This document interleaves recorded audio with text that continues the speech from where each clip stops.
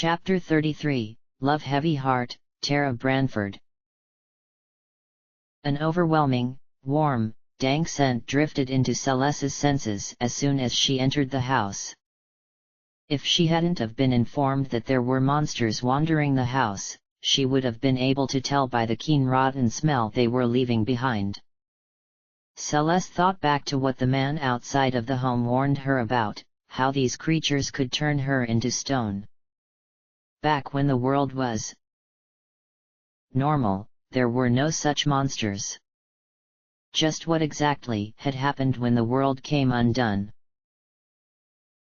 But there was no time to ponder these thoughts, and Celes's reality came crashing down upon her again when she heard the sudden outcry of a child, high-pitched and laced with pure terror. "Hold on!" Celes cried, cupping her hands over her mouth. "I'm coming!" HELP.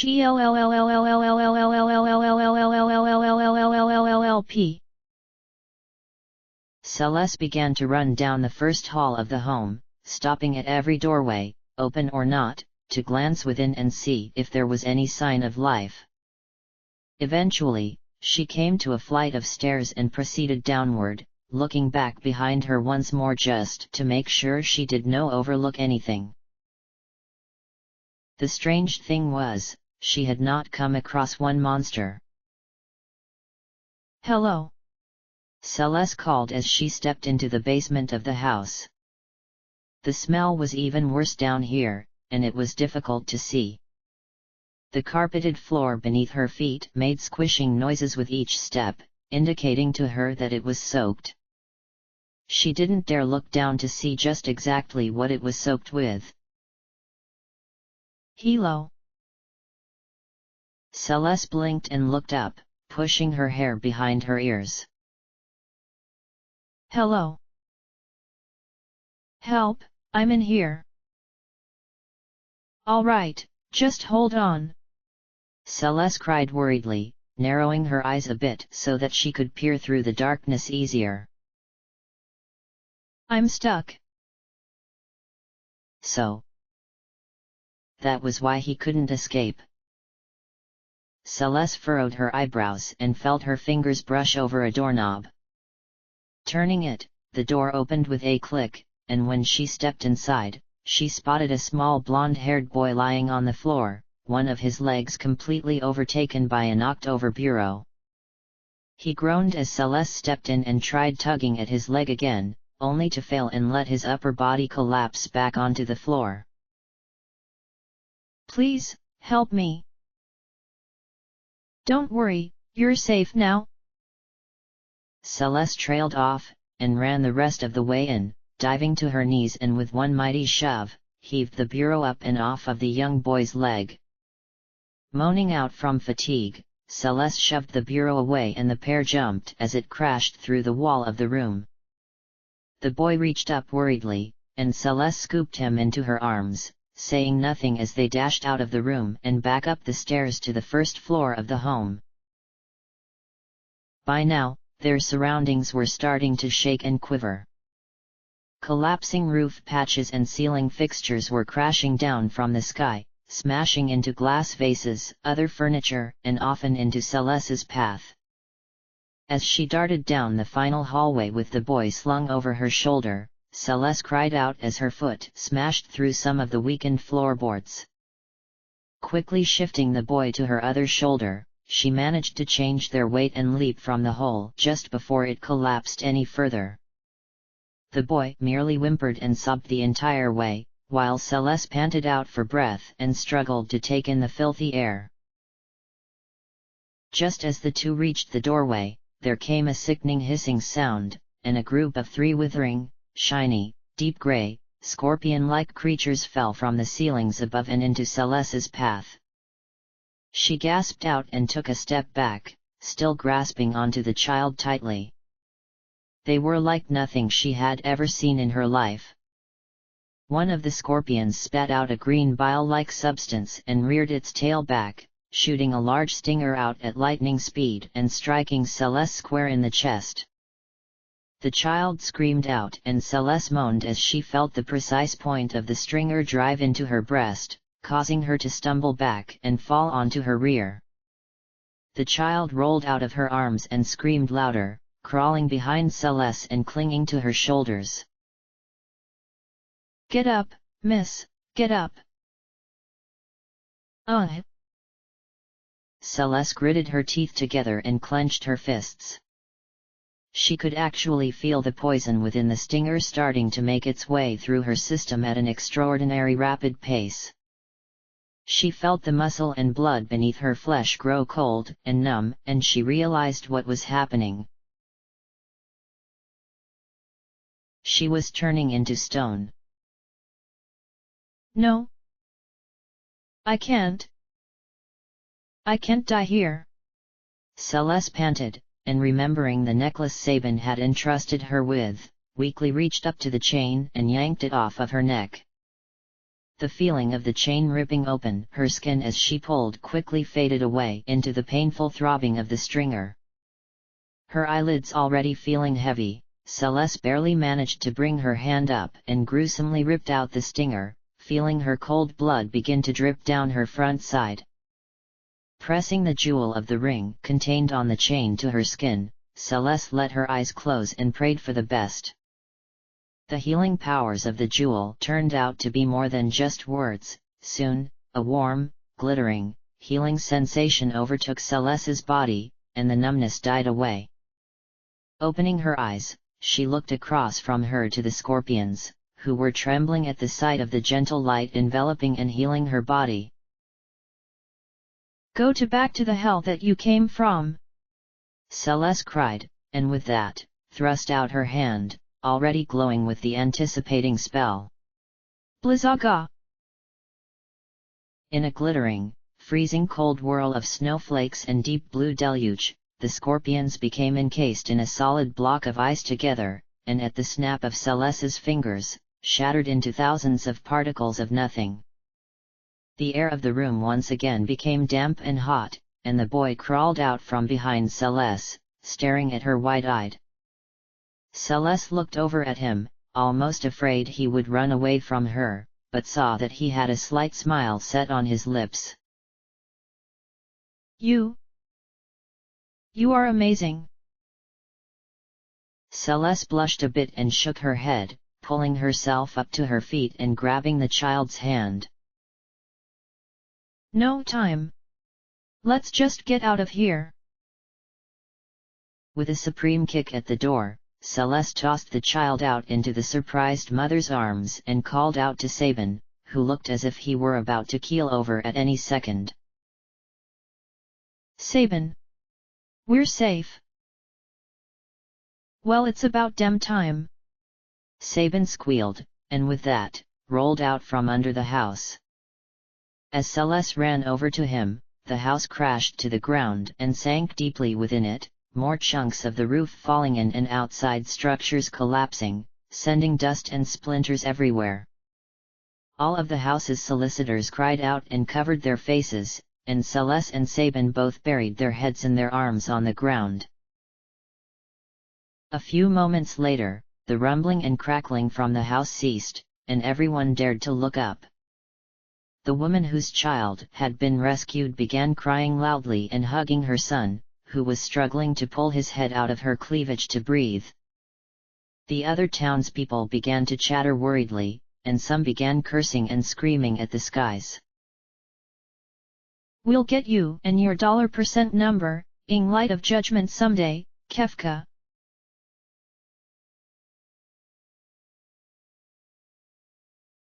Night had fallen. Being praised as the supreme heroes of Tsen since the world's falling, Celes and Sabin were given the best suite of the town's inn as thanks. Although it definitely didn't compare to, say, Edgar's palace, it was the best the town had, the best any town probably had now. And Celes and Sabin were engrossed in thankfulness. Sabin had gone out to see if he could find a shop that would sell him tonics to cure Celes's wounds from the house incident, and Celes was undressing, peeling off her filthy leather clothing and setting it aside to clean later. She slipped into a robe that had been given to her by the inn's manager, and began the painful struggle of brushing out the dirt and dried blood in her hair. The whole time, her mind was swimming with thoughts about Kefka, the light of judgment, the newest monsters, Sabin. Lock. She sighed out and lowered her hand, giving up on her hair for now. Surely, if Sabin was alive and well, he would have plenty of good news to tell her about the others.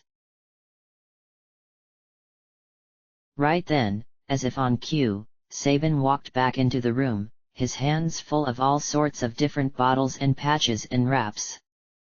Celes smiled and he smiled back, setting everything down on a table and closing the door behind them. Celes tried to keep her smile on longer, but she just couldn't. She imagined herself cutting the tension in the room with a knife. Before, she had barely spoken to Sabin unless it was necessary, and now he was all she had. Things were just too awkward. Celes, Sabin began, feeling the tension also. However, he felt that it was his job to take the initiative between them. The moment Celes had run up to him when she arrived in Tsen, he had picked up on something that was dramatically different inside of her. The light in her eyes had faded. The determined posture she always carried herself with had somehow slipped out. The way she spoke. It was all different. It was as if something inside of her had died. I'm so glad that you're alive. Celes finished for him, and suddenly stood up, throwing her arms around him and pulling him tightly against her. Sabin blinked but immediately hugged her back, slipping his strong arms around her tightly and rocking her, laughing a bit. But of course. Did you think a minor thing like the end of the world was gonna do me in? Celes sniffled, and Sabin's smile faded a bit, making him pull back and look down at her. What happened, Celes? With that, Celes told Sabin everything, from the island, to Sid's death, to her near suicide, and the realization of hope the little bird brought her from the mainland. While explaining about her escape from the island, Celes pulled Locke's bandana out of her pocket, and handed it to him. Sabin took it and looked it over carefully, nodding with wide eyes. You're right, this is Locke's. I know it is, Celes exclaimed, and then turned somber again. I thought everyone was gone. I had given up all hope. But fortunately, I was wrong. Celes smiled some. Now I know we're all alive. And we're going to need to find everyone. And then... I know. We smash Kefka, and deliver peace unto the world. But of course. Celes winked. But not until after we fix those wounds. Sabin said in a most fatherly way. We can't do much if our Magitech Knight is down for the count. He turned to get the tonics, and Celes sat back down again, resting her chin on her hands. I'm not a Magitech Knight anymore, I think. What? Sabin asked, mixing the medicines and not being able to turn to look at her. Did you lose your magic? No, it's not like that, Celes said. She closed her eyes. Physically, I am the same. But... I don't know. It's like, when I woke up on that island, I left something behind. I think it might have been the soldier in me. Sabin turned and blinked, reaching down and moving Celes's hair out of the way so that he could rest a tonic-soaked cloth around her neck. It's hard to explain. Celes trailed off. Her fingers gently clutched Locke's bandana. Maybe it's because you're not going on this journey to wage war, like last time. Sabin suggested gently.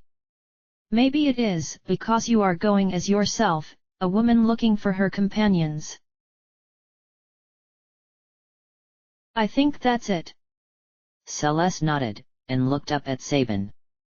But I'd rather not think of you as my companion.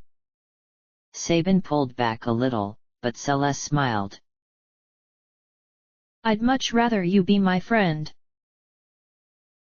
Sabin merely smiled back, and nodded. It was what he wanted too. So what are we going to do next? Celes and Sabin were standing outside of the gates of Tsen that next morning, fully recovered and revitalized. Sabin was fastening on a claw, and Celes was tying Locke's bandana around her forehead. She couldn't help but shiver when his gentle scent hit her senses. I've been looking everywhere on this continent since the incident, Sabin explained. Well, everywhere meaning as far as I could go alone. It's very difficult to travel by yourself these days, and chocobos are a rare thing. I'm sure nearly all of them got wiped out. I only see one every blue moon, and they are domesticated. I'm sure. Celes agreed. And there has been no sign of anyone. No, Sabin sighed. The only place I have not been to on this continent is Mobliz. Why? Celes blinked. Because, first of all, it is exhaustingly far away. It's totally cut off from the rest of civilization. Second of all, I don't think it actually exists anymore. The city supposedly sank into nothing when Kefka struck it with the light of judgment. Celes hissed. Dirty son of a bitch, playing God. I know. Sabin said gently, reaching up and pushing his spiky hair away from his forehead. Anyway, all I know now is that about once a month, a ship comes to Nikia and docks for a few days to pick up cargo, and then travels back to South Figaro, which is on a continent across from here. Oh. It takes passengers too.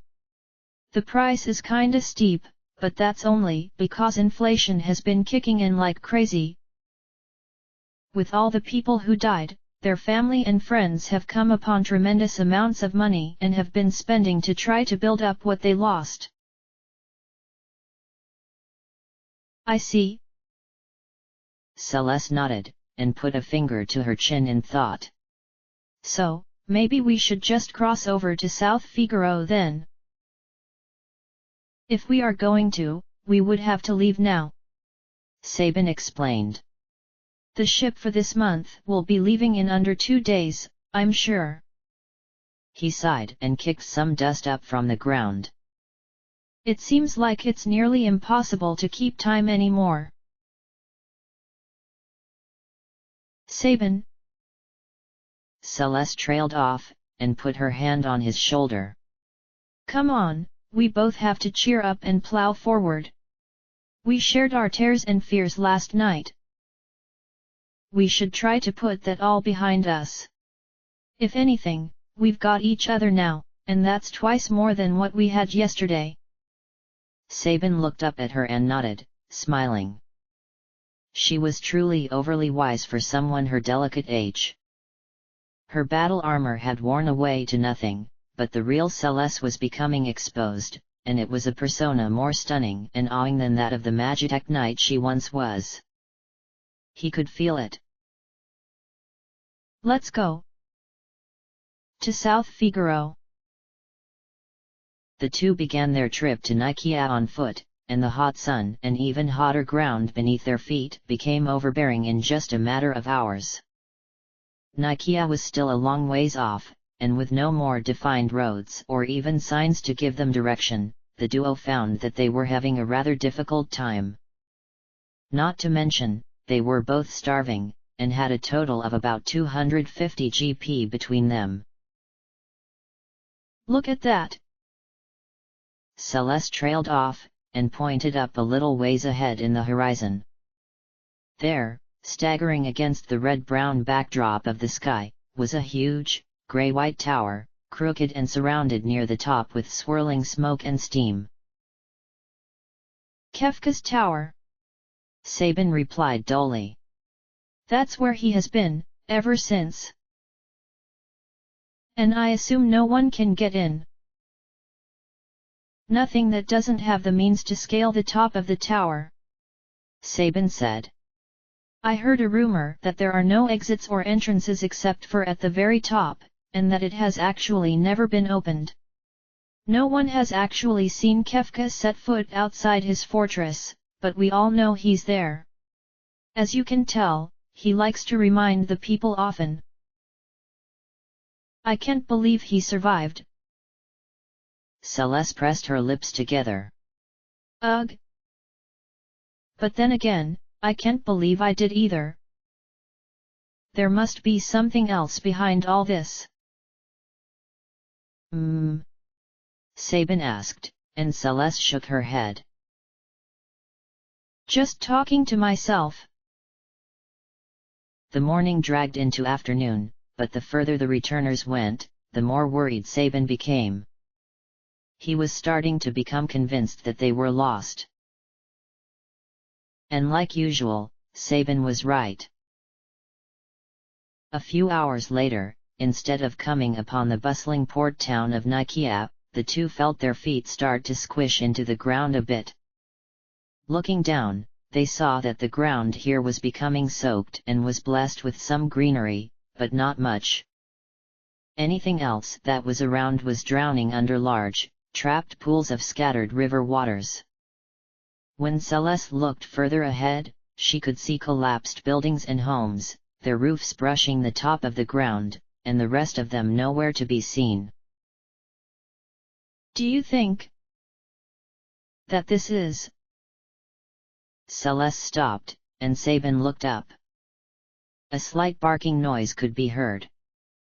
A few moments later, two black Labrador puppies ran up to Sabin and Celes, barking and jumping like wild. A sharp whistle cut through the dead air, and when Celes and Sabin looked up, they just barely managed to spot a corn silk ponytail bounce away behind more rubble. A few moments later, the Labrador puppies followed after it, still barking and yipping. Who was that? Sabin asked worriedly. Only one way to find out, Celes said, and with that, splashed through some waters and marched ahead. Turning around the corner where the ponytail disappeared, Celes saw nothing except what she recognized to be the only established post office building in the world, looking ready to cave in on itself. The outside wood was either rotting or already gone, and there was no door. The sign hanging overhead the doorway was half missing, and the posts that held carrier pigeons were either decapitated or beaten into the ground. Celes knew they were definitely in Moblas now, but who could be there with them? Sabin caught up with Celes, and she looked at him, quietly nodding towards the post office. Sabin nodded, and together, they snuck up to the doorway, and peeked inside. Nothing was within, except for a few broken crates and scattered, dirted envelopes and unmailed letters. A tired-looking bookcase was set off in a corner, its shelves empty. No one is here. Celes frowned, and stepped inside, nearly choking on the damp air within. Or so they want us to think. Sabin grinned, and walked further in, immediately walking towards the bookshelf. Celes blinked, and Sabin put a finger to his lips, gesturing for her to come forward. Looking over, Celes smiled, seeing a little Labrador puppy squeeze behind the shelf and disappear. Sabin, easily pushing the shelf further out of the way, revealed a hidden doorway. Celes, going first, felt a strong set of stone steps beneath her feet, and began to descend them, finding that the closer she got to the bottom, the cooler it became, and yet, the more light. When she reached the bottom, with Sabin behind her, she found that she was in a lighted underground room, with a doorway ahead of her, and some barrels and buckets with water set at her feet. At that moment, the doorway ahead of her opened, and the corn silk ponytail came out, wide-eyed and pointing to Celes like she was the plague. Ah! Intruders! Oh no, is it Funbaba? Hey! Right then, a blond boy came up beside the girl, looking to be her older brother, by maybe a year or so, and put his hands on his hips, glaring at Celes and the sheepish Sabin. You're gonna have to fight your way in here, chumps! What? Celes blinked, and crossed her arms over her chest. I most certainly will not fight a Chere. Right then, Celes got a swift kick in the knee by the boy, who danced about gleefully, making the girl giggle. We're not going to be fighting, Sabin said calmly, stepping up and kneeling to the boy's level. The boy pulled back and held up his fists, his eyes now more frightened than cocky now. Don't come any closer, or I'll... Wait. The door opened again, and a figure with long, pale white legs stepped in.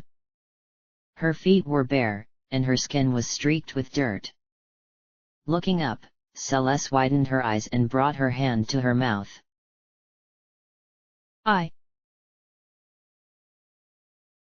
Celes, the figure said softly, walking over to her and reaching up, suddenly feeling all over her face and hair, her gentle figures brushing over with a most delicate air of grace.